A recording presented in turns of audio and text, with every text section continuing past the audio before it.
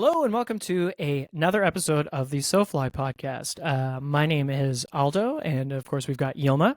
Hello, everyone. Unfortunately, we do not have Mitch. Mitch has COVID. There's no other way to say that.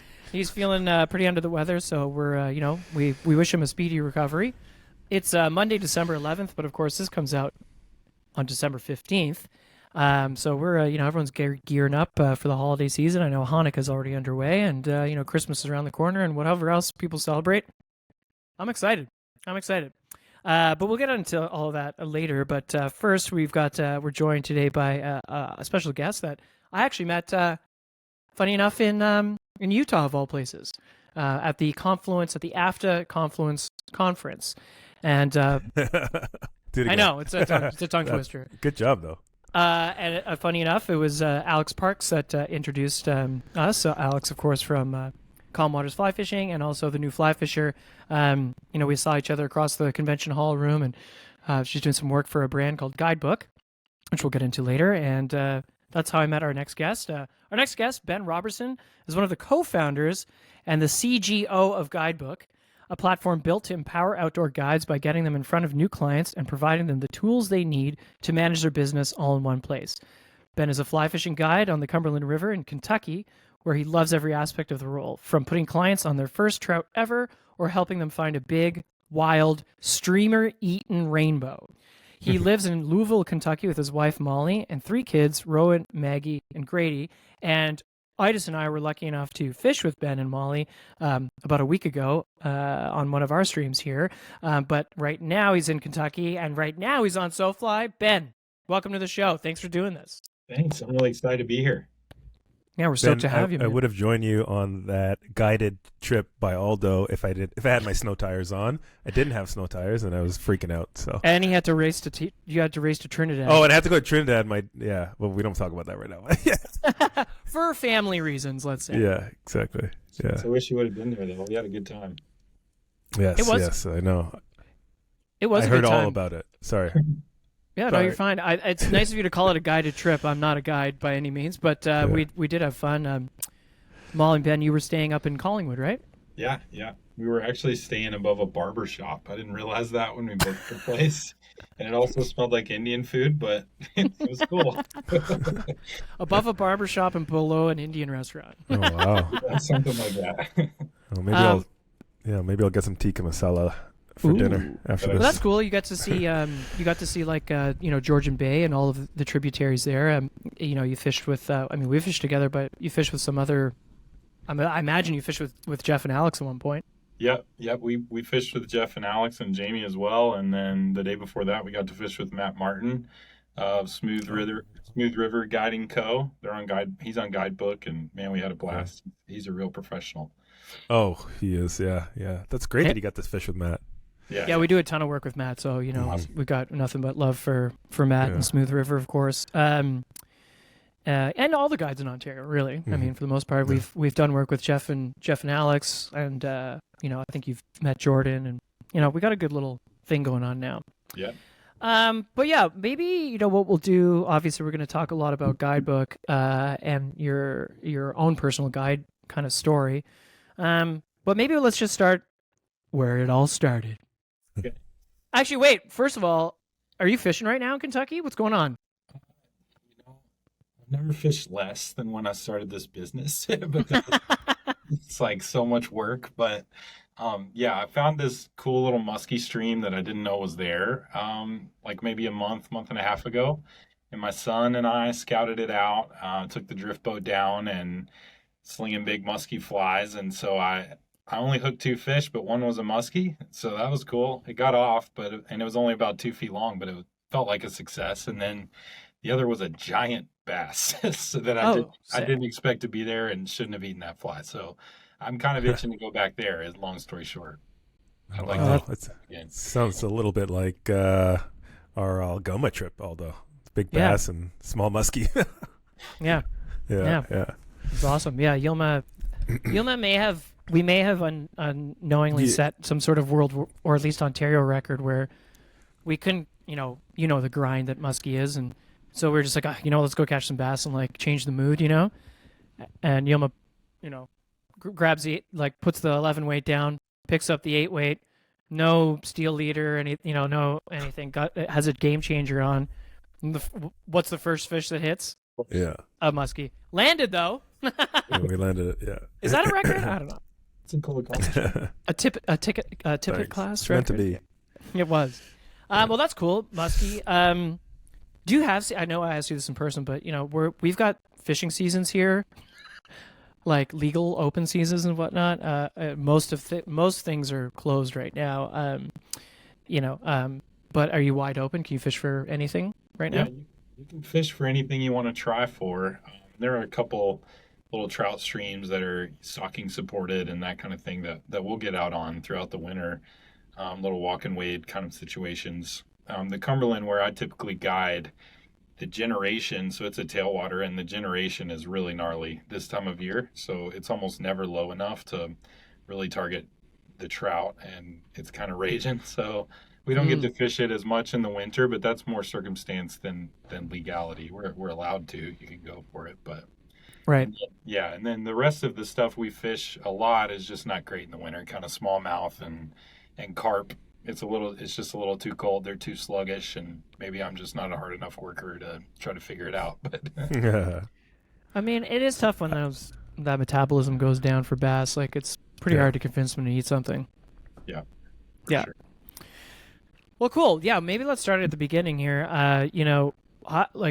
When did fishing coming into your life? Was that something that was part of your family? Did you grow up are you from Kentucky originally? And yeah, where did that all start?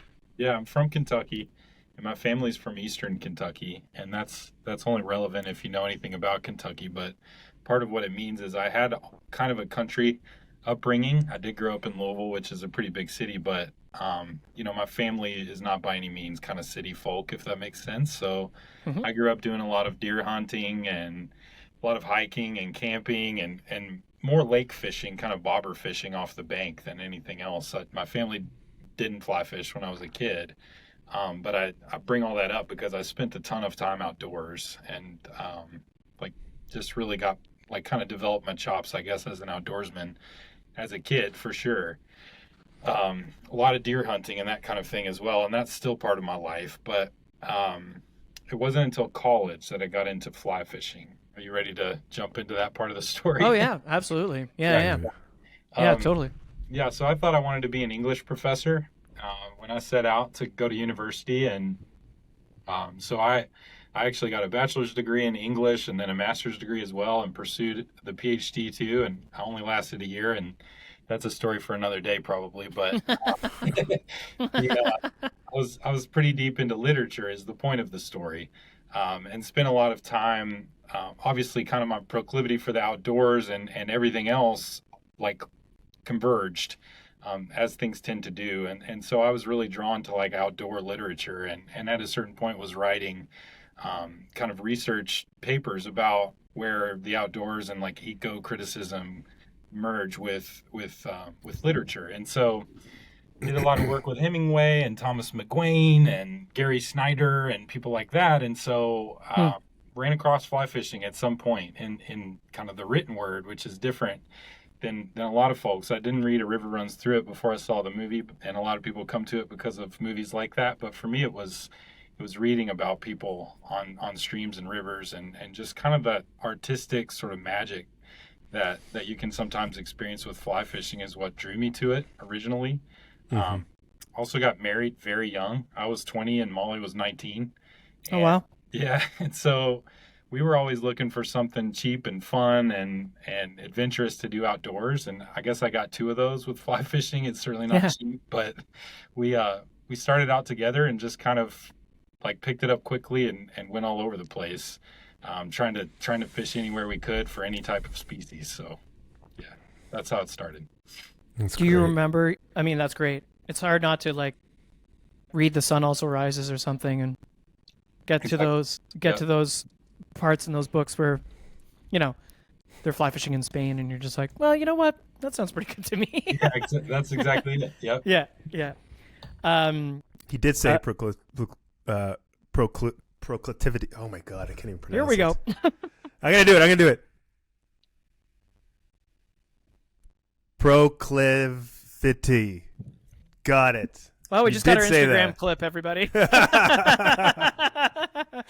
I'm like, this guy must be an English. He's a bachelor in English and master's in English and doctorate of English. English teacher. We ended up high school English teachers. Oh, really? Oh, cool. Okay. Nice.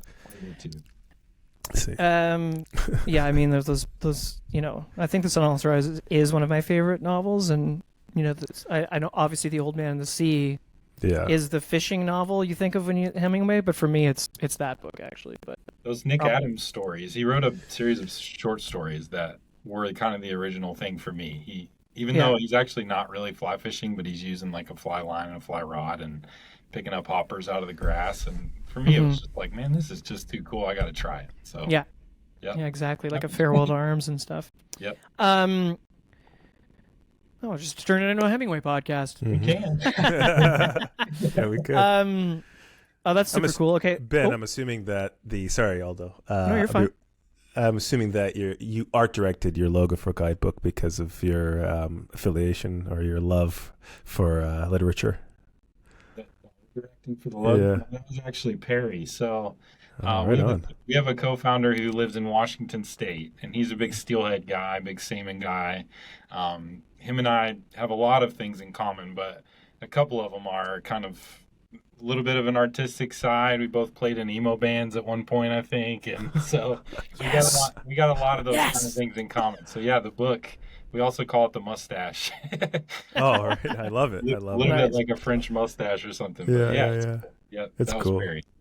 It's a good question, Yelma. Like, if everybody's watching on YouTube or if you pop to our Instagram, we're going to be tagging Guidebook Co. and stuff, and the logo is an open book, which is really cool. Yeah, it's really, really rad. Is Kentucky a fly fishy place? I mean, I would consider Ontario not a fly fishy. Like, you don't think of Ontario when you. So we always like meeting people from maybe. I think I was surprised to hear how much trout fishing there actually is in Kentucky. Yeah, no, it's not a fly fishing place. So, and to be honest, I've tried to move 100 different times, and Kentucky is one of those places that it's definitely in your blood if you grew up here, and there's not much you can do about it. It's just one of those things. It's like a deep root from a tree or something, and I just never could leave. I tried many times, and now I don't want to anymore. So I guess that's what happens. I don't know, but. What it's forced me to do, it's not Montana. I can't, I have no purpose for a rod vault on my truck because I have to drive to go fishing, right? I have to purposefully get out and take a little trip to get to do it. And right. And it's not Montana. I can't do it before or after work. And so what it's caused in me is kind of that planning for a really great experience. And that's what we've had in our fishing life, at least in Kentucky. It's if I'm going to go out, I'm purposefully looking for a certain fish most of the time, and that's pretty cool. And that's kind of like you and Adis approached it, I think, the other day on the river. You might have a similar experience, but yeah, I mean, I grew up in the Ottawa Valley, and there was no trout fishing around there, at least not in a river. But we love bass fishing. Yeoman and I love bass fishing. Everybody loves bass fishing. I love bass fishing on the fly. And if you don't, I don't know, then Ontario's maybe not the right province for you, especially with climate change. But and our trout season's getting shorter and shorter. But no, that's super cool. Do you remember your first fish on the fly? Oh yeah. Okay. So Louisville is a cool place. It's got a few things that it's known for. That's the city I live in Kentucky. Louisville slugger bats, the Kentucky Derby is here, and bourbon. Muhammad Ali, of course, and bourbon. Bourbon. Jack Harlow. There are a lot of things, but I've been to Louisville. It's awesome. Yeah, it's cool. It's a really cool place. Yeah, we went. Obviously, bourbon brought me to Louisville and stayed in Louisville. We had a blast. It was great. It's beautiful. It's a beautiful city. It's a good place. And if you're going to the Kentucky Derby, that's fun. But if you just live here and you don't get to go, it stinks to be in town for that because it's just jam-packed with people and traffic and et cetera. And so for as long as I can remember, I've tried to get out of town for Derby unless I could go. And so I caught my first trout getting out of town for Derby one time. I had a friend. It was probably 1 year after I first started fishing, and I hardly knew what I was doing. And had maybe caught a bluegill or something, but like it was going really poorly. And I had this friend named Lance Black, and he was from North Georgia, which is an even more country place than Eastern Kentucky. Um, and I wish I could do an impression of him because he's such a big personality, but I won't do it justice. But anyway, he invited me to go home with him to North Georgia and catch a trout, and he was like guaranteeing it basically. And so I took him up on it because, like I said, it had become a goal by this point. And Right. that trip with a couple of fishing friends and I just kind of, it's one of those legendary things like in our memory bank. So the first day I caught like a 9-inch trout, and I thought like I was over the moon, you know. I thought it was like the best thing that ever happened. And then the next day he took us to the special spot, and I caught a 20-incher my second day, and I was just like ruined, you know. Yeah, Yeah, that would probably ruin yeah, it most was good, though. It people. was great. Yeah. It was like Atis, first time he went steelheading, he swung up like a 12-pound hen. And we're And like, his- okay. And he's like, because he hasn't been fishing a lot, you know, he was like, is this good? And we were like, yeah. Yes, man. Like, he was obviously excited. Like, he tried to play it cool because you've met Atis. He's, Yeah, you know, he's pretty chill and kind of dry. But I could see his hands doing this. yeah. I'm like, this, you know, something's up here, Yeah, dude. yeah. I was like, Yeah, at least feel it. Sheesh. yeah, yeah. That's cool. That's a great start. Wow, 20-incher. That's it. Yeah. Okay, so you kind of get into fly. You know, you meet Molly, high school sweethearts kind of thing. Yeah, I was a freshman in college, but I went to her high school prom. Right. Okay. And Yeah. then you get married early. You kind of started adventuring. Fly fishing comes in your life. Yeah. You know, at what point are you like, you know, I don't know about teaching. I kind of think I want to guide. Well, I mean, teaching, I love you know, I loved my time as a teacher, and then I became a school counselor because I loved it so much. Like it became one of those things where I no longer cared about English, but I really cared about the students. And so I wanted to become a school counselor, you know, and funny enough, I actually was a counselor at the school where Muhammad Ali went to high school. So that was Oh, cool. nice. Shout out. That's cool. Cool. Very cool. Yeah, awesome school. But I never had the moment where I said I want to be a guide instead of an educator. What happened is, unfortunately, public school teachers, as cool as the job is and as much honor as public school teachers deserve, they don't get paid necessarily as much as one would hope, at least in America, at least in Kentucky. And so I always kind of had a side hustle of one kind or another. For a while, I poured concrete. For a while, I did little odd jobs here and there, that sort of thing. But eventually, it was like, okay, I'm good at fishing. I'm pretty good at fishing, and I'm a good teacher, and I know how to row a boat. And Molly and I figured out a way to buy a boat, so I should just guide on the Cumberland. And I gave it a shot. You know, it took a few trips that first year, and then it just worked out. And so I was able to do it in the summer and spring break and a little bit here and there on the weekends throughout the year. And it went great. And luckily the Cumberland is not like a river that you could make a living on guiding anyway, or that probably would have been a temptation, but they really just saved a good generation for the weekends anyway. So it kind of worked out for me. Oh, that's wicked. Yeah. Yeah. That's cool. What kind of river is the Cumberland? Like, what kind of fish are in it? What can you expect to catch in it? You kind of thing. Yeah, so it's stocked with trout, but we do have a huge like wild population now. It's a really, really healthy river, and so we have rainbow and brown trout, and then some stripers lower down that are harder to target, and then some like a good population of carp if you know where to look, and even a few like giant paddlefish, those kind of dinosaur big paddlefish, that I haven't figured out how to hook yet, but I really want to someday. So like the real target, Googling. yeah, the real target for my clients, we're always looking for the rainbows, the bigger kind of medium to large size rainbows that are kind of ready to go. Not focusing as much on the smaller stalkers, hoping they'll grow and turn into something a little more exciting. But we catch some of those too, and we're thankful for them most of the time. Yeah. That's cool. That's super cool. Sorry, I'm now See, like yeah, I know what very, he's doing. very Listen, distracted by. one of- Look at these fish. They're This is big. crazy. Are They're you looking at- prehistoric. Yeah, they're big. I saw a YouTube video the other day of like a 10 or 12-year-old jumping off a boat onto one's back. Like, Oh my god. couldn't figure out what to eat. It looks So, like something you find in the Amazon. Okay, so Yeah, if everybody at totally. home isn't Googling, it's just like it almost looks like the back end looks like a shark. yep. On the front end, I don't even know what it even get like. I don't know. It Platypus. looks Octopus or something. like a Yeah. platypus. Like it's Yeah. wow, they're huge. Yeah, they're Yeah, big. that's cool. I've That's never great. heard Tried That of a would it. lot be- of flies. But not I on think it's like plankton, so it might be right. one of those fish that you have to really make them mad. But I haven't figured it out yet.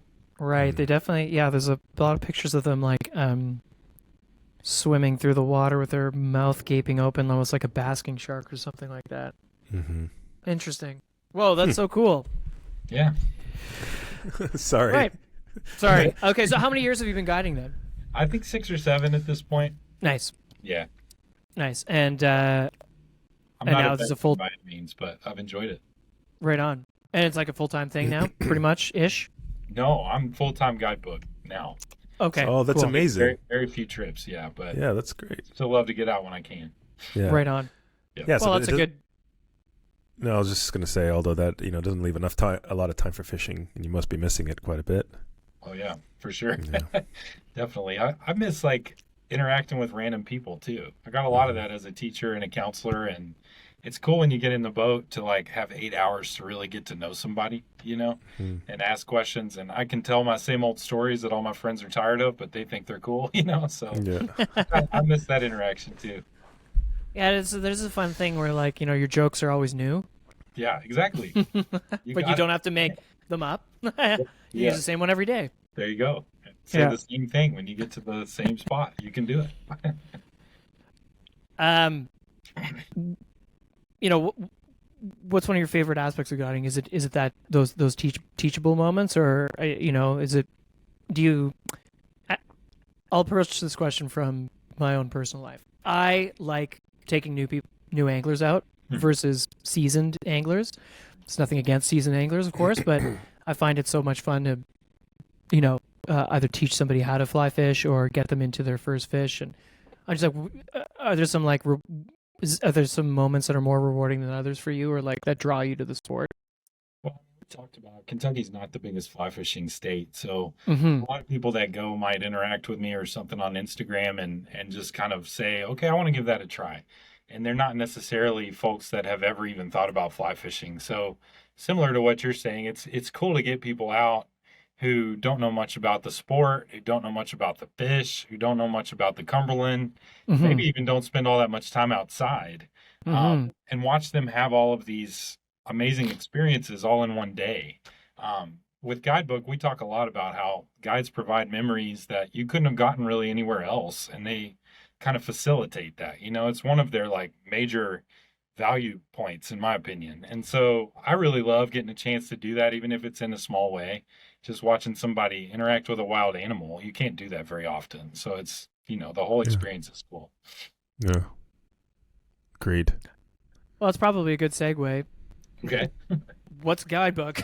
Yeah. What's Guidebook? How did it start? And like, what inspired you to start it? Yeah, for sure. So I've mentioned a few times now on guiding on the Cumberland. Sometimes folks, they're new to the sport, and I'm passionate for those people. And I had one of those guys on my boat a couple of years ago. I guess it was like 2.5 years ago now. And his name's Eric. And he said, "Where can I leave you a review?" And obviously there are places you can do that. I could have had some sort of Google profile or a Yelp or whatever, but I didn't. And so I didn't have anywhere for him to leave me a review. And I said, don't worry about it. Just put a comment on Instagram or something. But it kind of got my wheels turning because I live, like I mentioned, 2 hours from the river, and I've got 3 kids. And I've got a wife who I like to spend time with, and I like to exercise. And after 8 or 10 hours on the river, it's really tough, honestly, to do all the stuff you've got to do, especially if you have a trip tomorrow. And so that kind of thing had been grinding on me all that summer. Kind of wondering, like, is this something I can keep doing? Is it sustainable? Because I can't really take the kind of trip with these clients that I want to take with a clean boat and good lunch and freshly tied flies, etc., and also spend time with my family, and that sucks. And so I didn't have anywhere for him to leave me a review, but I also didn't have a solution to all those kind of back end problems, answering messages, managing my calendar, making sure I got Venmo'd, whatever the case may be, editing pictures, sending it to them, calling the guy for tomorrow, making sure he doesn't have a peanut allergy. And I mean, seriously. And so Yeah, yeah, yeah. I just started thinking like, okay, COVID was really hard as an educator, and I've been feeling this pull towards entrepreneurship. And I don't know what that looks like, but I know I want to do something. I want to get out in the world and create something and just try something. And I'd love for it to be in fly fishing, but I never had that solid thing that I could pursue it with. Molly and I, talked about moving to Utah, and I could have guided somewhere on the Green River was kind of the target, or Colorado, or we could have done that, but it just never felt like the right thing. And so I had all these ideas, and I had this friend, Stuart Jordan, who I'd heard maybe wanted to switch jobs. He was getting close, maybe, and he's like a real business kind of guy, led teams and had the corporate kind of like understood how corporations work and the finances of it and everything else. Seemed like a good leader. And so I approached him, said, "Hey, can I pick your brain? I've got some ideas. Maybe just tell me if they're terrible or if you think they're cool and have some legs." So we started talking, and Stuart had actually just gotten back from a trip with Yellow Dog, that he thought left some room for improvement. No offense to Yellow Dog or anything, they're great. Right. But he just had some thoughts about how it could have gone a little bit better, as any like true entrepreneur does. And so as we started bouncing these ideas back and forth, eventually the concept of guidebook came to the top of the pile, and we started working on a business plan and a financial model and asking people questions, just folks who knew more than we did about how to start a business. And eventually we met Perry, and Perry said, "Oh my gosh, I had this same idea 3 years ago, and I wish I would have done it. Let me build your whole platform and come on as a co-founder." And so once that happened, and Perry was willing to build the platform, and we could just like pursue the idea and flesh it out, chase kind of some investments and try to make the thing happen. Mm-hmm. And it was like, as doors opened, we just kept going, and now we're like over 200 guides and 38 Wow. states and a couple provinces in Canada. So it's exciting. That's super exciting. Yeah. That's great. Okay, so I I'm didn't really say what it is. I said how it started. Sorry about right. Yeah, Yeah. yeah. Right, yeah. We What got, is we got lots of time. We got Yeah. Ben. We have lots of time. so essentially it's a digital platform that people can look up guides and book them. that. That's it. Yeah. But it Yeah. also, on the other side, like our mission from the beginning has been to focus on the guides and give Right. them tools that will help them manage their business all in one place if they want to do that. Calendar management, messaging, getting paid, building a profile that really explains their program, their trips as well. And so, yeah, we're focused on the guides. We're trying to make it as good as possible for them. That's why we set our commission rate at 8%, which is definitely an industry low. I've got friends paying outfitters 60% every day. And so the goal is just like, hey, if you want to run an independent 60? Yeah. I don't know how she does it, but yep. And I won't name names because I don't know, that might suck for the outfitter, but Yeah. and I actually love the guy, but it's just how it is on that river, and it's tough to make a living, Yeah. Yeah. And so trying to provide a situation where if someone wants to run an independent business, they can do that. Yeah, that's We've really got cool. a lot more on the roadmap. Cool stuff like tournaments and Mhm. just lots of ideas, virtual classes, etc. But That's really cool. yeah, happy with how it's going so far. Yeah, it's gonna continue to expand and add different things affiliated with fly fishing for sure. I can see it just. Also, Yeah. Oh yeah. That's great. Is CGO Chief Guide Officer? Yeah, you're part of the C-suite, baby. The guides are part of the C-suite. yeah, we've talked about it. That's what it actually is, but Right. Chief Growth Officer is what it is on. Okay. Okay. Okay. But growth means basically you spend your days recruiting guides, right? Yeah, calling guides, talking to them about their problems. Right. And if we're not a good fit, that's fine, right? But Yep. if we are, great. I want to serve you. I want to help you figure out a way to make this thing work in your benefit. That's awesome. Yeah. That's smart. Okay, so I'm me. I'm going to Kentucky, let's say. Mhm. How does the platform work for me? What can I expect to do? Yeah, well, we have a brand new version of the platform coming out first week of January. Mm-hmm. So at that point, Things will be totally dialed in. Today, we're a little bit busting at the seams, to be honest, because we've recruited too many guides and we're in maybe too many states. So, ideally, when that happens and the new platform comes out, you'll just go up to the search bar or an interactive map.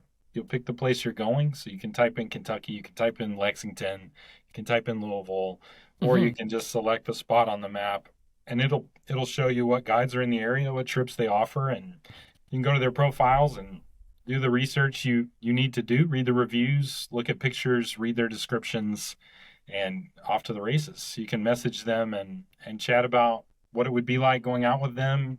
You can book them, check their calendar, their availability, that sort of thing. Book them right there, and yeah, it's easy peasy digital. That's Yeah, awesome. I love it. And then on the guide end of things, are they interacting with this client, or are you doing everything kind of for them? Or is there like a checklist? Like, does the guide get like oh yeah, like you mentioned before, like, I'm taking Yelma out tomorrow. He's got a peanut allergy. He takes his coffee black and with what is it? What's two creams, two creams, three tall sugars? black, 3 sugars. Any sort of. Yeah. Like, does it give that kind of information, or does it like can the guide interact with the client as well? Yeah, so either or. What cool. happens is the client, Yilma, if Yilma's going out, he can book me or try to book me. He can select a day and click book now. And I'll get the ability to either approve or decline that booking as the guide, because guides, they might have a dentist appointment or whatever. Totally. And so on down the road, we don't have this functionality today, but by the end of next year, we will. The plan is if they have to decline a trip, they can recommend a colleague in the area to take you out instead and send you their profile if they're not available. But yeah, they can approve or decline, and then once they approve, they can message with you. You guys cool. can interact about what to make for lunch and everything else. Mm-hmm. Yeah, that's cool. wicked. Yeah. Thank you. Guiding's can be tough. I was actually thinking about this today because I was, on the Nottawa Saga, and you've been on the Nottawa Saga, Ben. It is not the easiest put-in, take-out scenario. No, FICO. Do people appreciate? This is maybe a big. Do people appreciate guides? Like on the whole, like I certainly do, and we do, but maybe we have a different. I think it's hard to relationship with guides. Probably. I think it's hard to appreciate a guide for what they really are until you have like a life-changing experience with one.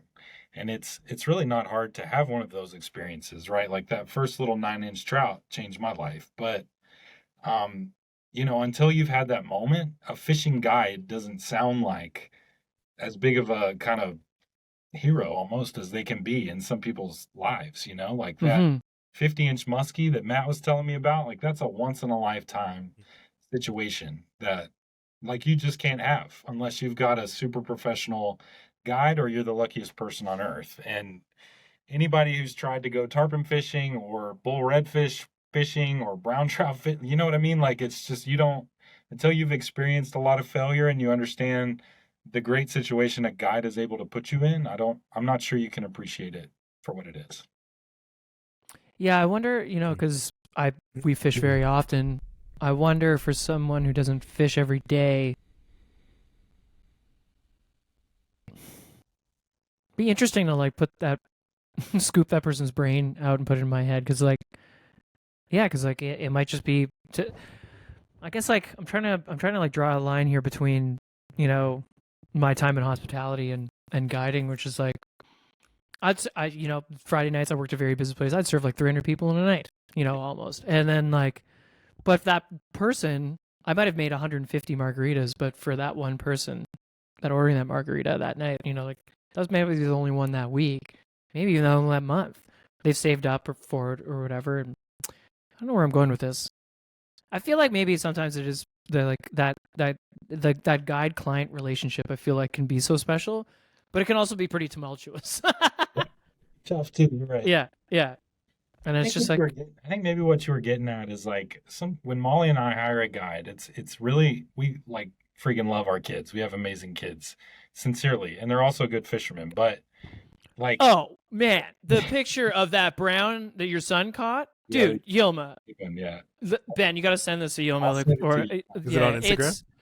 It's nuts, dude. It might thing be on is, Molly's.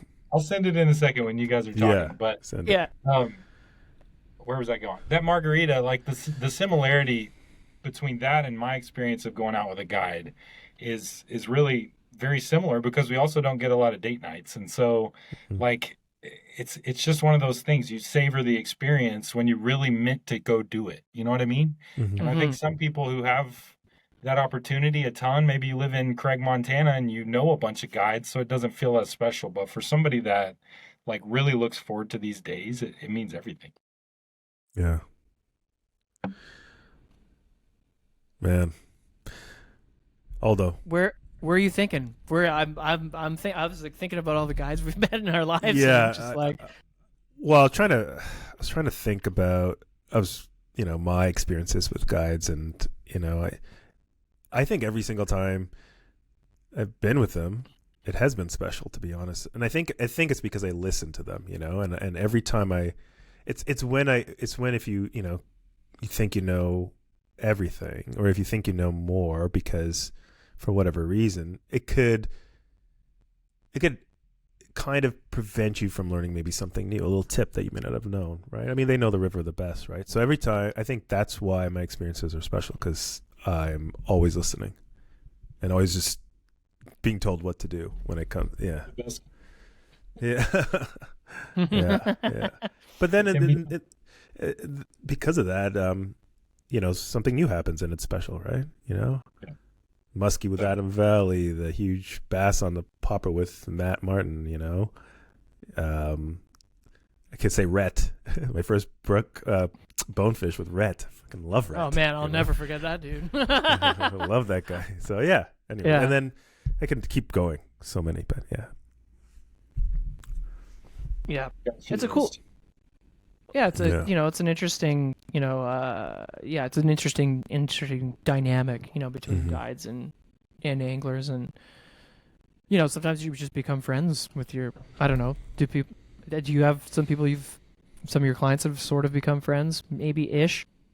Yeah, totally. What the fuck? This isn't a fish. There's no way. He's dead. Yoma just got the picture of Ben's son's brown. It is wild. It is it looks like something out of like That's Tierra del insane. Fuego. He's ruined. It looks like it's like an Atlantic salmon size, like Yeah, it's just it's huge. It was a monster, yeah, and it was crazy. He fished it so hard for probably an hour and a half. No kidding. Just like we kept switching flies, and we could see the fish, and he's high sticking it, sight fishing this fish, drifting the nymphs by. And I said, don't set the hook unless you see the fish's face move, because we're not flossing this thing. Mhm. And so finally, he hooked it. It went berserk. Like he's like too small to handle this, and like just losing his mind, screaming, happy.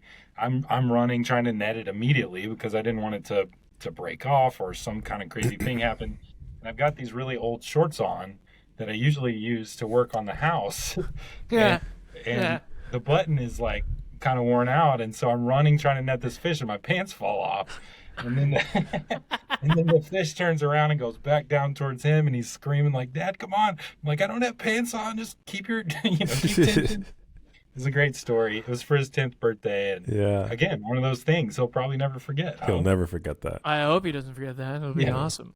It's impossible. Question. Yeah, I do have some friends now. One of them's name is Phil, and he actually invested in Guidebook. Oh, which awesome! is really cool, and he started out pretty much as a client. So that's really cool. Yeah. We had a rad day on the water. I thought it was fun. That morning was a grind, and but Molly got a fish, and that was awesome. She was stoked. Yeah. Yeah. Totally. Still is. Yeah. I was really I was special. so happy she caught. Oh my god. Me too. Adis and I were like stoked because the morning did not was what we rolled up, and it just was looking like every other time we've had a really great day on that river, and like the flow, the visibility, like everything, it had just rained 2 days before. I was like, this is all looking good, and then it just wasn't. Nobody else was catching anything either. Like you could see other people, they weren't, especially the center. When the center pinners using roe aren't catching anything, you're like, Yeah. Uh-oh. Maybe that fish, maybe the push of fish didn't come in. But it was cool. That was a nice, got to spend a nice day. And we are releasing a video about it. Yeah. So if you're listening to this on December 15th, which you should always listen to our podcast the second they come out. But if we're going to release a YouTube video about our day the very next day. So December 16th. So everybody can watch a little day tripping with Ben and Molly from Guidebook, because that was super fun. I can't believe you guys drove from Kentucky. It was kind of like, you look at flights and renting a car and all of that, and like I figured it might snow because it's in the Great White North or whatever. And so it's like, well, by the time I rent a 4-wheel drive car and fly all the way there and etc., might as well just drive. So we did it. Yeah, and then really it's only like 8 or 9 hours. Anyway. Yeah, exactly. Yeah, exactly. Yeah, I drove to Atlanta before. Yeah. It feels like it should be. Kentucky feels like it should be farther, but it's not. And who chose Collingwood? I guess just based off the rivers you were going to be fishing? Really, Alex Parks chose Collingwood because I don't know the area at all. And I said, where should I stay? And she's like, well, that place is awesome. So go stay there. It's kind of near all the rivers. So. Yeah. And it is. Yeah. And I like Collingwood. It's cool. Yeah, I love Collingwood. Yeah, it's fun. It's fun. And if it was snowing, you could have gone skiing or snowboarding. Yeah. Yeah. I love that. Yeah. Here's a question. How did you meet, like, now that I'm thinking about it, like, we met in Utah kind of serendipitously because of Alex, but, like, how did the Ontario connection come up? Because Matt's listed on Guidebook now, and, obviously you're working with Alex and Calmwaters and Jamie and everybody, but, like, how did that come about? Yeah, so I just, like, when you say that I spend every day recruiting guides, it's not a joke, and it's not like I don't want you to get the picture of me like as a sales like a what do you call it, like a telemarketer or something like that. Trying to actually get to know guides, and get to know what they're all about and what they might need, and so I've been speaking with Matt that week anyway, and so I was kind of trying to approach the idea of us having Ontario on Guidebook. We were researching, is it possible, is it not? And I guess unfortunately I've always been kind of a ask forgiveness after you've already screwed up kind of guy. So I just started approaching Ontario guides and trying to see how many we could drum up a conversation with. So really I was trying to recruit Alex, and I don't know why she did this, but she said, hey, let's get on a video call if we're going to talk about any of this kind of thing.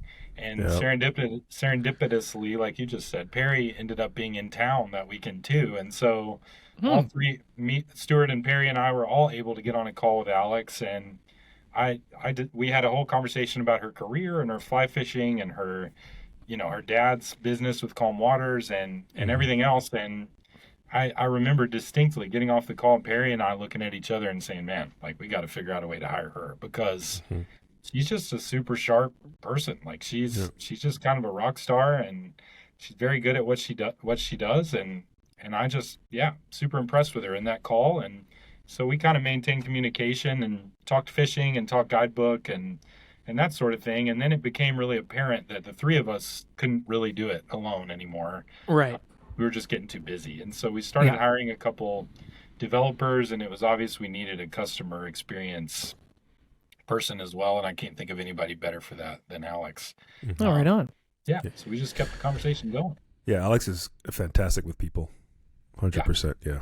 She's great. Yep. It's kind of cool. Like I had to look it up, but they were episode 19.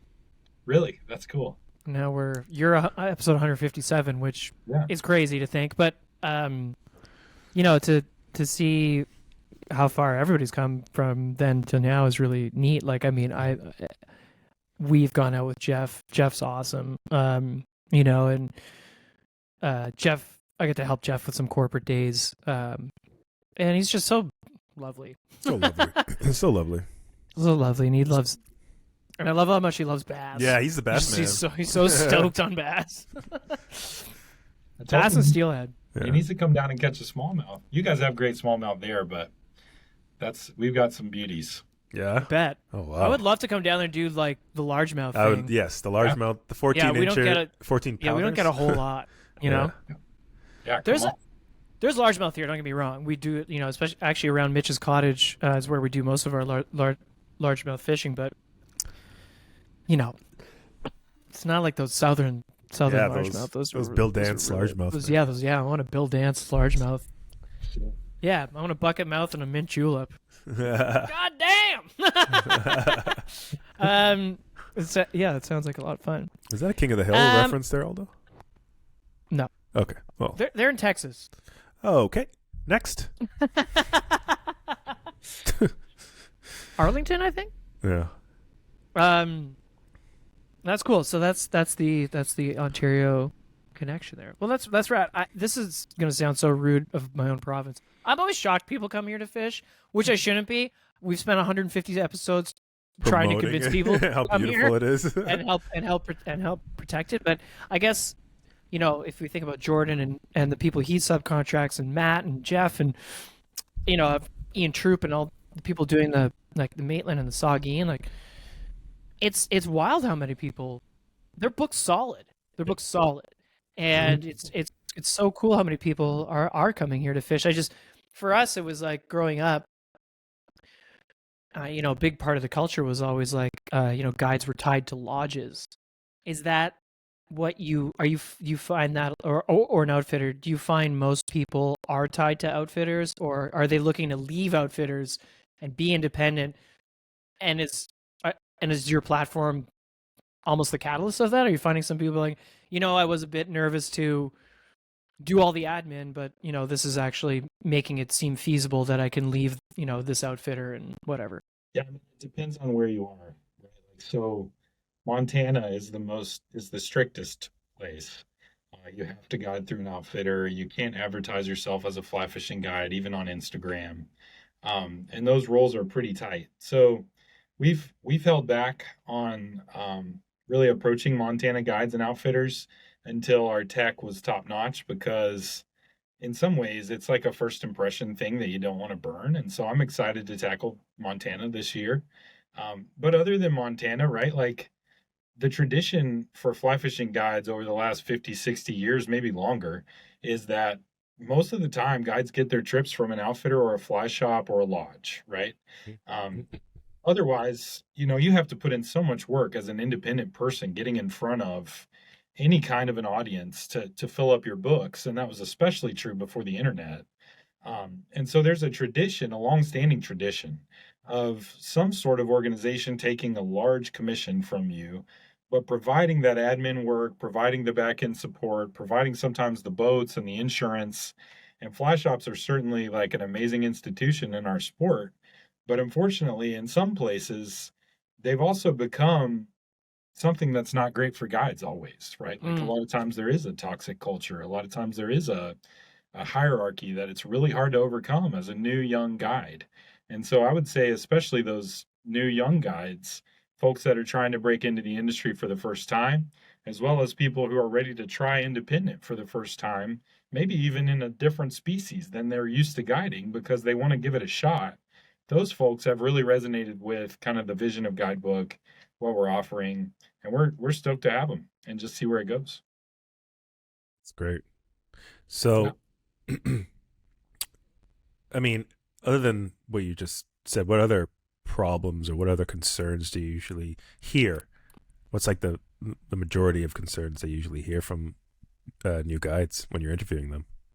Yeah, so most people are either overwhelmed like I was, or they've been in pen and paper for the 15, 20 years of their career, and they realize that the internet is here to stay, and kind of this gig economy mindset that customers have is here to stay. Like a lot of clients, take Florida for an example, a lot of clients coming down for vacation, they want the ability to sign on to something, book something, have a message from the host or the guide, and be done with that whole thing in less than 20 minutes. We're used to that with Airbnb and Uber and Expedia and whatever else you think about that has to do with your vacation. And at some level, your recreation is included in that. And it sounds like it cheapens what we do as fly fishing guides, but in some ways it keeps us a part of the conversation. And if we want to push our business forward, and that's what clients are looking for, and we want to get in front of those vacationing clients, then it's something that it's interesting to at least try. And that's one thing that Guidebook gives that guy or that girl who's a veteran in the industry, who's been doing it forever, but they just haven't really tackled the internet thing yet. We hear that a lot. Like, okay, I'm going to give it a try. You guys seem like you're not out to scam me or gouge me. You seem, you're all guides. You're trying to serve guides. I'll give it a try with you. I hear that. I hear that statement 5-10 times a week. Yeah, you said it. You might think some people might think it cheapens. I understand why you say that, but for me, it definitely, especially looking at the website, going through it, it definitely premiumizes it. It gives it this like, 5-star kind of place for guides. In my eyes, anyways. So. Yeah. Well, is it safe to say that the fishing world, not just fly fishing, it seems to like have no idea what the internet is? Like to an extent, like when I go researching, for example, I got invited to a wedding in Mexico, and it's not the Yucatan and it's not Baja, and I'm just like trying to look up fishing information. And this isn't just for Mexico. I'll also say put South Florida, anywhere. Doesn't matter. You start researching, South Africa, the most hilarious websites come up. And you're like, when was this coded? Like some of it's still on geosites. Yeah. And I'm just like, it's funny how like there seems to be, I don't know, maybe not tech averse, but there is that thing in fly fishing. And you can even say like with Instagram, people hate, like a lot of people fucking hate Instagram. Yeah. Like they think it's the worst thing that's ever happened to fly fishing. And you could make an argument that some rivers and some access points have definitely been ruined for that, but a lot of good comes from it too. Yeah. It's a lot to do with not wanting to, or the internet thing, but also I feel like competition isn't the biggest issue with fly fishing, right? So, when a marketer sees or when a client sees that he doesn't have to fight as much, he's not going to change anything, right? It's when you start seeing more and more and more, and then that's when you're gonna see these really new innovations from the web to promote these businesses, in my opinion, anyways. But I'm into the idea. I'm into anything that makes travel easier. Like I think that's because we travel every weekend. I know, but I mean, I love that I can just like, you don't have to plan anything anymore. Remember when you had to like print a map? Yeah. MapQuest? Exactly. Now you just go to like any state, or it doesn't matter, any state, any country. My phone works in every country on Earth. Yeah. Like, obviously very privileged and fortunate to be Canadian. But anyway, and it's like, you can explore on your own a little bit more, and you can book Ubers and hotels and Airbnbs and stuff. And it's like, I remember even here, like trying to rent a cottage was insane. Yeah. The services that you need to use. So like having Airbnb disrupt that a bit, that was probably a good thing. And to bring it back to Guidebook, like, yeah, I could see why it would be. It would definitely make me, it would less nervous to go independent, because if what you're saying is, sometimes you give away 60% of your fee, that's crazy. Yeah, I mean, it's just not really sustainable. And the folks that do make it work are suffering, Now they get to do a really cool job that they're really good at and very passionate about, but wouldn't it be better if they could do that and make a little bit more? Yeah, definitely. Absolutely. And like, again, it sounds crazy. I'm sure the economics of the fly shop or the outfitter or whatever, like outfitting is not an easy business either. Like I know we have friends that are outfitters. The margins are razor thin. Yeah. And so I get taking a big commission too, because like, it's not easy. Like, our friends that operate Temagami Outfitting, they're not rolling in it. It's a cool business, but it's also a very tough business. So yeah. And I'm certainly not hating on outfitters. No, of course. We want to recruit as many outfitters that could use the platform as well, and we have different pricing models for them because that margin. Oh, that's rad. Razor thin, right? So it's not that we're necessarily trying to disrupt the folks that we actually care about and want to see succeed. It's just that guides are special and they deserve the opportunity to get out there like everybody else. And for sure. 100% agree with that. Yeah. Yeah, definitely. Ben, if you weren't guiding in Kentucky, let's just pretend you have, and I've got an answer for myself. But where would you guide if you could guide anywhere? Can I? Well, if I could, with my current skill set, I guess. No, let's pretend with that, whatever's like, you're like all of a sudden like I snap my fingers and you have the skill set necessary. Let's just say you're Matt Martin. Now go. Okay. If I'm Matt Martin and I can do anything, I guess I would go to the South Island of New Zealand, man. It's incredible. Have you been before? Yeah, one time. Okay. Yeah, Molly and I went. That's cool. And Rowan was he still is our oldest kid. He's the kid with the big brown trout, but he was only 3 at the time. And we trucked his Christmas presents all the way to New Zealand, spent 2 weeks and just wandered around, and it was amazing. I mean, that place is incredible. Were you van lifing kind of thing? No, Airbnbs, but cheap ones. Right. Yeah. It was that sounds awesome. Yeah, it was incredible. Yeah. Oh man. Other than that, I would really considered moving to Dutch John and doing the Green River. I sometimes wish I could do that every day. It's the most beautiful place, in my opinion, in America. And then I'm in love with Ascension Bay. So if that was a possibility, man, looking for a permit every day, great. Wow, what a thing to bring up. Oh, wow. We are going to Ascension Bay.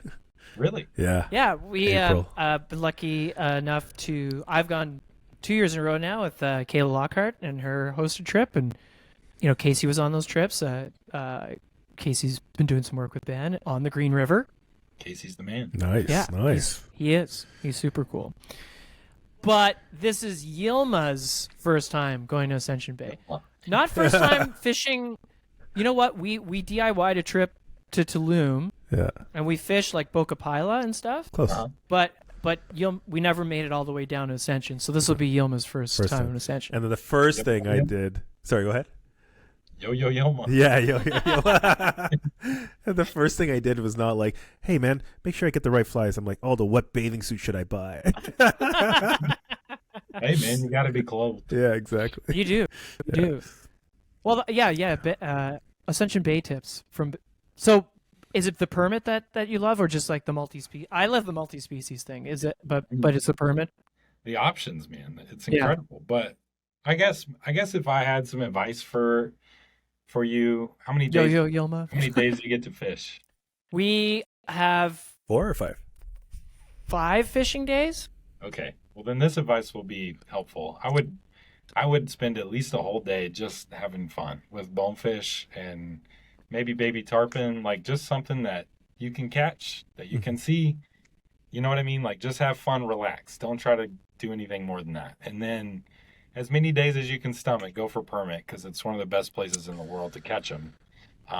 But they're so hard to catch, and it can be so frustrating, but it can also be the best. And then if you get the chance to look for a big snook, man, they're more fun than you can imagine. I would love that. Yeah. That's my advice. That's good advice. I mean, yeah, it's a multi-species kind of place. We're multi-species kind of people, and I can stomach the permit thing for a day, is what I've learned about myself. Yeah. And I've hooked them. Yeah. I have not landed one.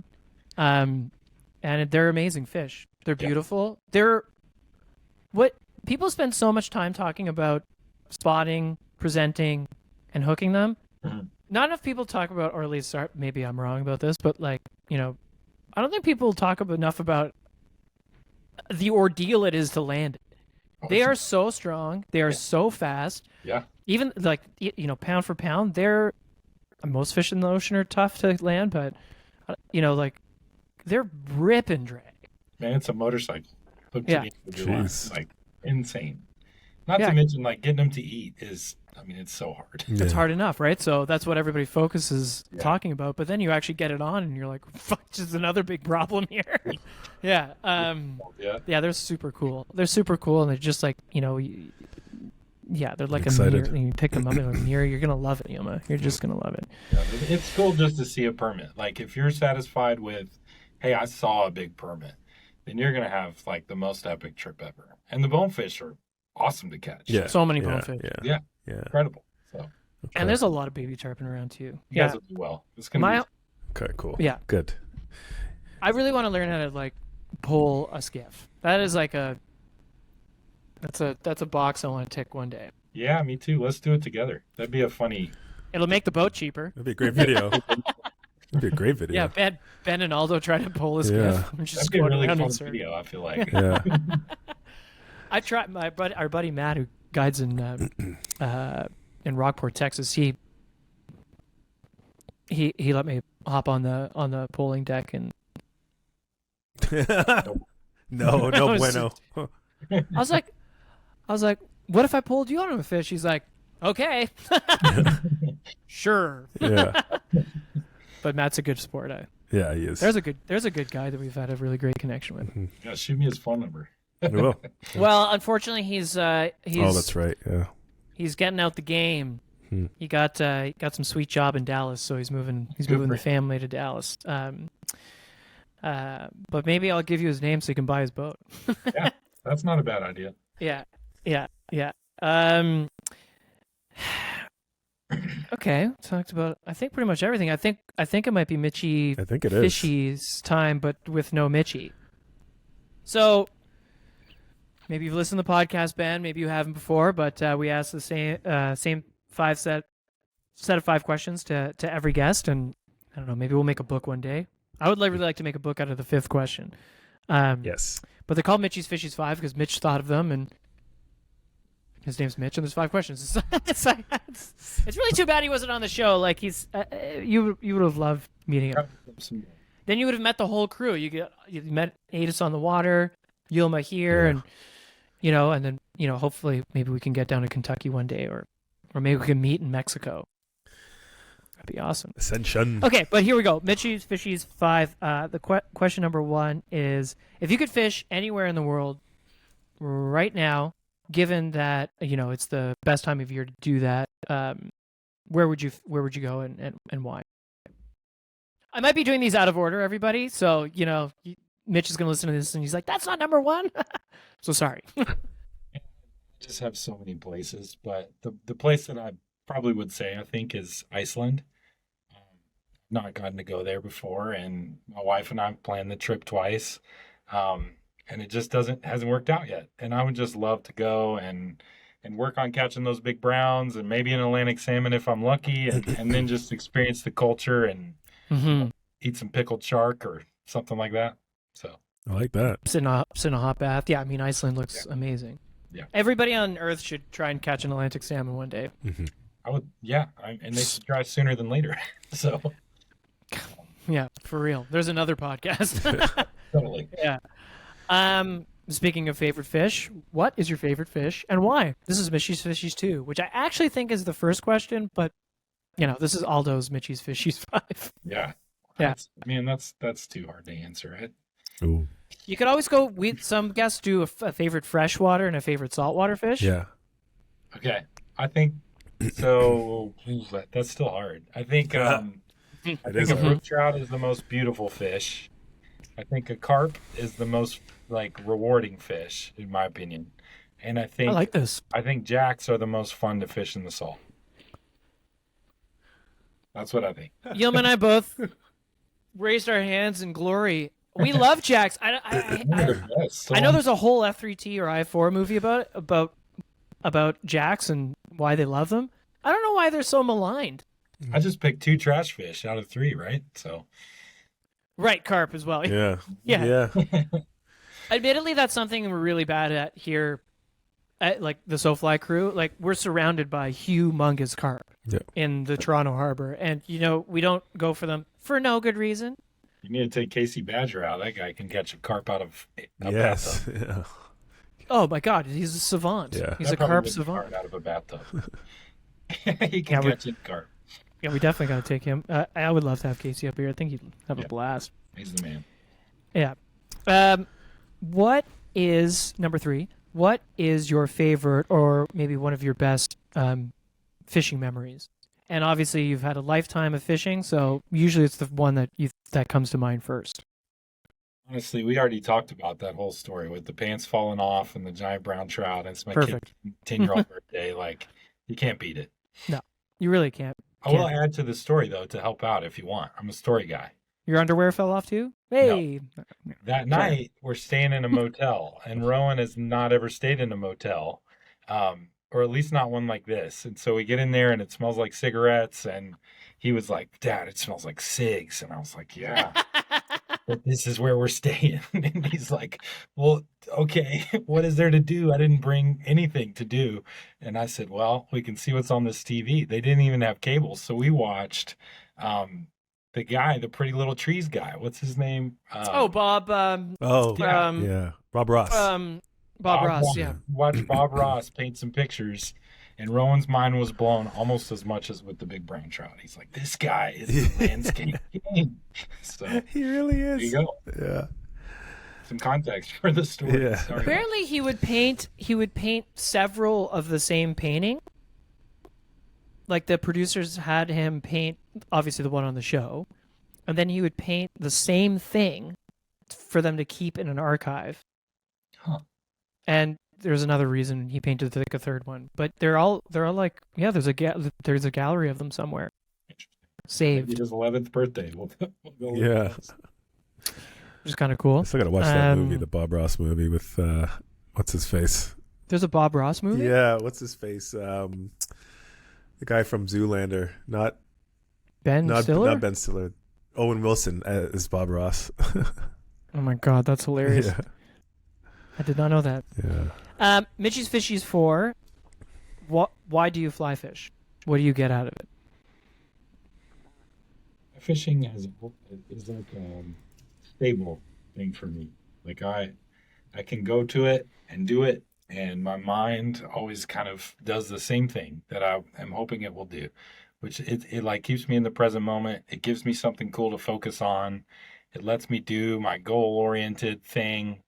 It's artistic, it's mysterious, it's exciting, and that's all wrapped up into one present. So I don't know why you wouldn't do it. It's good. Oh, it's good. Very concise. Yeah. Yeah. Number 5, probably our favorite question. My favorite question is, if you were a fly, what would you be? That's like you Ben. Like, not what's your favorite fly? It's like if you were a fly, what would you be? Probably a woolly bugger. Okay. All right. Yeah. What color? Is there any kind of spin on the woolly bugger? Probably like an olive green woolly bugger with like a gold rib, maybe like a brass cone on the top or Okay. the front. It's just like a workhorse fly that's not fancy. You can catch a million different species with it. It's not hard to tie, but it'll hold up and work hard for you for a long time, and that's probably pretty similar to my personality. Yeah, totally. I like and that. you're wearing olive right now, so Yeah, sure, I'm a green guy. yeah. Green guy, I like green. Yeah. Well, that's awesome. Yeah, that's the show. Yeah. That's it. Thanks so much for coming on. Right now it's shameless promotion time. Okay. So where can people find you? Where can people find Guidebook? What your Instagram handles, website, everything. Okay. First thing I got to say, we have a campaign going right now with WeFunder. If you've never heard of WeFunder, it's a crowdsourcing thing for investment. Anybody can invest in businesses. And so it's wefunder.com/guidebook. If you're interested in owning a part of our company, please go do that. That would be amazing. It's something that guides have been excited about, especially too. And I think that's cool that the fishing industry and the people involved in it can own a piece of our company and have a say in what happens. We're at guidebookco.com is our platform, and will be for the foreseeable future. Mm-hmm. And then on Instagram, we're at guidebook.co. And we'd love to have you follow along with what we're doing. Nice. Nice. That's it. Yeah. Yeah. Well, we'll pop all of those links in the show notes on our YouTube and obviously the podcast, so that people can find Guidebook and whatnot. And I think obviously we personally know a few guides on Guidebook, and so if the rest of the guys are anything like Matt and Jeff, then hell, And you probably some pretty good people on there. I don't know if anybody's like Matt and Jeff, but the rest of the guys are pretty awesome. Yeah. Yeah, Matt's pretty cool. You almost hit your goal too. This is great. Just looking at the amount of investments that they require for the WeFunder investment. the WeFunder investments. Yeah. Mm-hmm. Oh, that's awesome. That's great. Yeah, kudos to your designer, your design team. Great. It's great. Yilma's a designer. If you haven't kind of picked that up yet. Yeah. Because I'm dense. I don't know. Yeah, Cool. yeah. Yilma's an art director, so yeah, and a graphic designer. So yeah. Cool. You got the Yilma, the Yo-Yo Yilma stamp of approval. Well, Ben, you know, you got 3 kids. I'll let you get back to. You've been talking to us, but thanks so much for coming up here and spending a day on the river with me and Adis. That was super fun. It was really lovely meeting Molly, and that moment where and hopefully everybody who's listening to this also watches the video because. Well, okay, you know what? We didn't tell the story, which we definitely should. So it's been all day. I know we're doing it like the last minute here, but. It's been, it's not that cold of a day. It's the first time I've seen snow this year. So, it was really like a nice, that magical dusting on the branches, it was kind of a gray day, but super cozy, not too cold. Like I said, the flow was good.